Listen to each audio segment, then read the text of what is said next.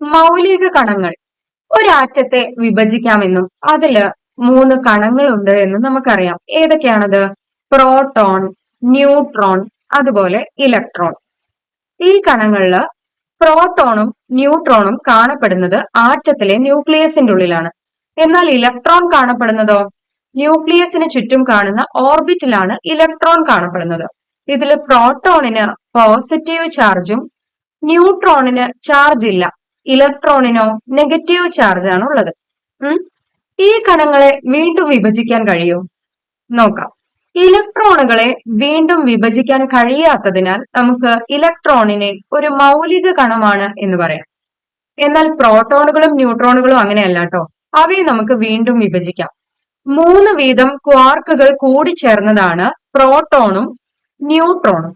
അതേതൊക്കെയാണ്? 2 up ക്വാർക്കും 1 down ക്വാർക്കും കൂടിച്ചേർന്നാൽ നമുക്ക് proton കിട്ടും. അതേസമയം 1 അപ്പ് ക്വാർക്കും 2 ഡൗൺ ക്വാർക്കും കൂടിച്ചേർന്നാൽ നമുക്ക് ന്യൂട്രോൺ ആണ് ലഭിക്കുന്നത്. അപ്പൊ നമുക്ക് മനസ്സിലായി ഈ പ്രോട്ടോണുകളെയും ന്യൂട്രോണുകളെയും വീണ്ടും വിഭജിക്കാൻ സാധിക്കും. അപ്പൊ നമുക്ക് കിട്ടുന്നതാണ് ക്വാർക്കുകൾ. അവയാണ് ഇവയുടെ മൗലിക കണങ്ങൾ എന്നറിയപ്പെടുന്നത്. ഇതിനെപ്പറ്റി വിശദമായിട്ടുള്ള ഒരു ക്ലാസ് വേണം എന്നുണ്ടെങ്കിൽ ഒന്ന് കമന്റ് ചെയ്താൽ മതി, നമുക്ക് ചെയ്യാം കേട്ടോ.